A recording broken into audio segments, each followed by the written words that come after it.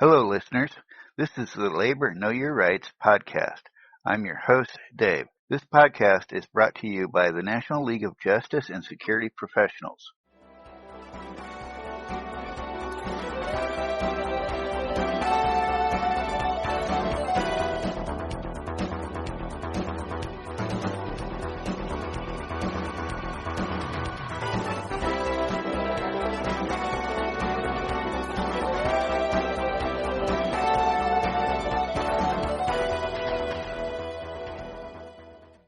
Episode 1, Weingarten Rights. An employee the right to union representation during an investigatory interview. These rights, established by the Supreme Court in 1975 in the case of P. Weingarten Incorporated, must be claimed by the employee. It is very important that every member understands their Weingarten rights and when to use them. The supervisor has no obligation to inform an employee that he or she is entitled to union representation. What is an investigatory interview? An investigatory interview is one in which a supervisor questions an employee to obtain information which could be used as a basis for discipline or ask an employee to defend his or her conduct. If an employee has a reasonable belief that discipline or discharge may result from what he or she says, the employee has the right to request union representation. What is an investigatory interview? An investigatory interview is one in which a supervisor questions an employee to obtain information which could be used as a basis for discipline or asks an employee to defend his or her conduct. Weingarten rules. Rule number 1. The employee must make a clear request for a union representation before or during the interview. The employee can't be punished for making this request. Rule number 2. After the employee makes the request, the supervisor has 3 options. A. Grant the request and delay the interview until the union representative arrives and has a chance to consult privately with the employee. Or B. Deny the request and end the interview immediately. Or C. Give the employee a choice of having the interview without the representative or ending the interview. Rule number 3. If the supervisor denies the request and continues to ask questions, this is an unfair labor practice and the employee has a right to refuse to answer. The employee cannot be disciplined for such refusal, but is required to sit there until the supervisor terminates the interview. Leaving before this happens may constitute punishable insubordination. Union representatives' rights under Weingarten. Although you are there as a witness, you have the right to be informed by the supervisor of the subject matter of the interview. Take the employee aside for a private conference before questioning begins. Speaking during the interview. Request that the supervisor clarify a question so that what is being asked is understood. Give employee advice on how to answer a question. Provide additional information to the supervisor at the end of questioning. You do not have the right to tell the employer not to answer, nor obviously to give false answers. An employee can be disciplined for refusing to answer questions. An employee has no right to the presence of a union representative where the meeting is merely for the purpose of conveying work instructions, training, or communicating needed corrections to the employee's work techniques. The employee is assured by the employer prior to the interview that no discipline or employment consequences can result from the interview. The employer has reached a final decision to impose certain discipline on the employee prior to the interview, and the purpose of the interview is to inform the employee of the discipline or to impose it. Any conversation or discussion about the previously determined discipline which is initiated by the employee and without employer encouragement or instigation after the employee is informed of the action. Even in the above 4 circumstances, the employee can still ask for representation. Most employees will permit a representative to attend even when not required to. Okay, I know some of you will think, hey, I've been through these interviews before and had no problem. I can handle it myself. So let's talk about the reasons for having a union representative with you. Your representative will be there as a witness to what is said by you and by the supervisor. This can become very important when a supervisor misunderstands something that you have said. They also have a great knowledge of the collective bargaining agreement, or CBA. This is important because part of their job is to help enforce the individual agreements within the CBA, what is called a past practice. Sometimes companies will have policies that they've set, but they don't enforce, and it becomes routine that these policies are broken, and to then try to reinitiate them is a violation, and therefore any discipline based on reinitiating these past practices becomes void.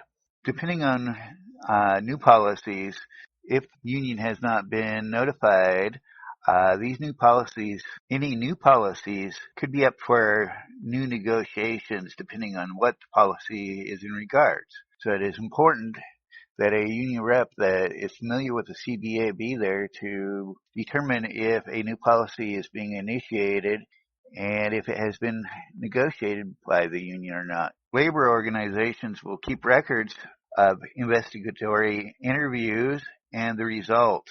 This is designed to keep a record to ensure that discipline is dealt with fairly among all members of the collective bargaining unit. It is important for the union to be able to keep the company from disciplining people based on how they are liked or any other reason beyond the actual incident. And finally, they are there to aid you and support you. This can be very calming to have somebody in your corner and know that you're not facing this interview by yourself. Okay, to wrap up this section of the podcast, if you are requested to attend a meeting, you need to attend it and find out what it's in regards to. If they start asking you questions, you can ask them if the answers may lead to any form of disciplinary action. If they say yes, it is your right to have a union representative present at the time of questioning. You can invoke these rights by saying, I respectfully decline to answer any questions until I have a union representative present. Remember, these rights are not automatic. You must invoke them by such a statement. And now to some news.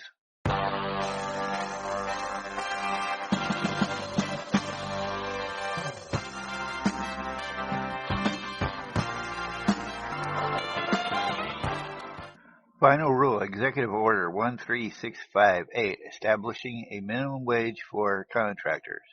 On September 16, 2015, the Department of Labor published a notice in the Federal Register to announce that beginning January 1, 2016, the Executive Order 13658 minimum wage rate is increased to $10.15 per hour.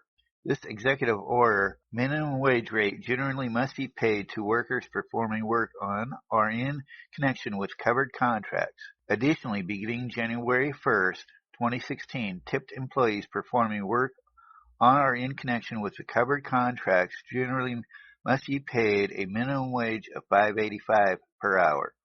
The Department of Labor Wage and Hour Divisions are proposing to update the regulations governing which executive, administrative, and professional employees, white-collar workers, are entitled to the Fair Labor Standards Act's minimum wage and overtime pay protections. The department last updated the regulations in 2004, and the current salary threshold for exemption is $455 per week. With this proposed rule, the department seeks to update the salary level required for exemption to ensure that the FLSA's intended overtime protections are fully implemented to simplify the identification of non-exempt employees, thus making the executive, administrative, and professional employee exemption easier for employers and workers to understand and apply.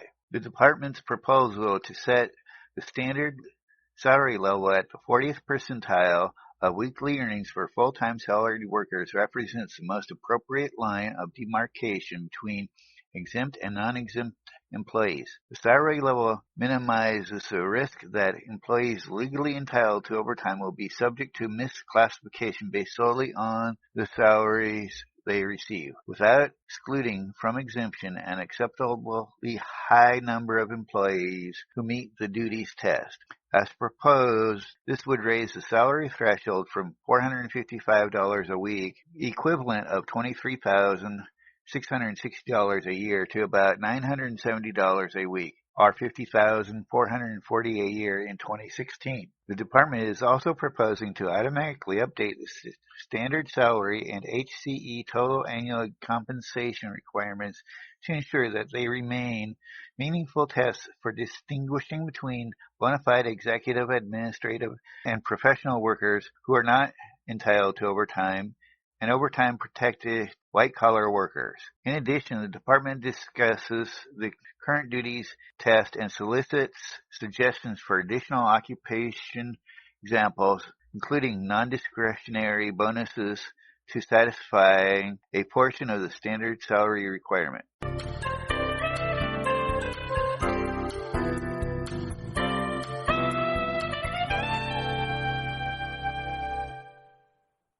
And now a little history. The Paterson Silk Strike of 1913, one of the oldest industrial cities in the United States. Paterson had a long history of conflicts between mill owners and textile workers. But the Silk Strike of 1913 was the biggest, longest, and most dramatic strike in Paterson history.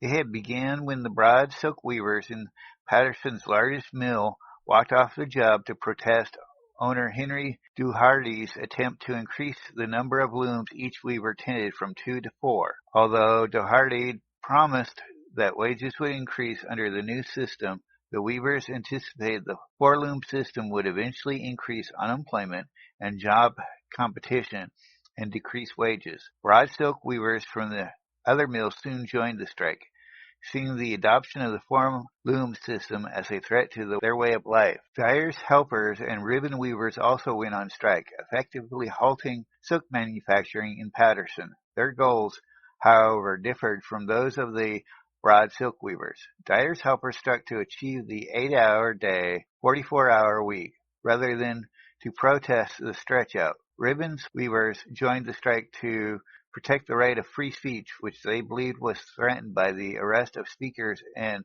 peaceful picketers for disorderly conduct and unlawful assembly. At the beginning of the strike, silk workers invited the Industrial Workers of the World, IWW, to help them. Elizabeth Gurley Flynn was the most important of the IWW organizers in Paterson. She was on the site of the pickets every day, delivered numerous speeches, and organized Tuesday night meetings for female silk workers who comprised half the strikers, and for the wives and daughters of male strikers. Flynn's efforts helped cultivate female leaders like Hannah Silverman, a 17-year-old mill worker who became an effective public speaker.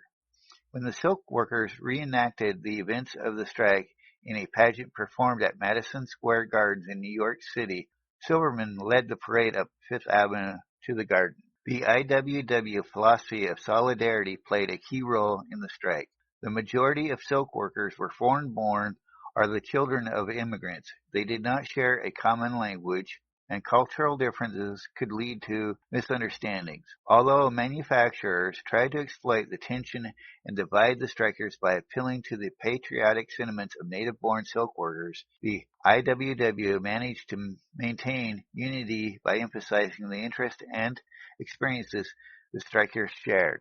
The strike lasted 5 months. Both workers and industrialists were unified in their demands, but the manufacturers were able to outlast the strikers. The strike was nevertheless a partial victory for the workers. Although the dyers' helpers did not gain the 8-hour day, the weavers did protect the 2-loom system and preserve the right of free speech, both on the street and in the factory. In 1919, Paterson silk workers won the 8-hour day, but by that time the Paterson silk industry was already in decline. After the 1913 strike, many mill owners began relocating much of their business to Pennsylvania. Others withdrew from production. Introduction of nylon and rayon during the Great Depression sealed the industry's fate. And to wrap this one up, I'd like to thank our sponsor, the National League of Justice and Security Professionals, for the members to come first.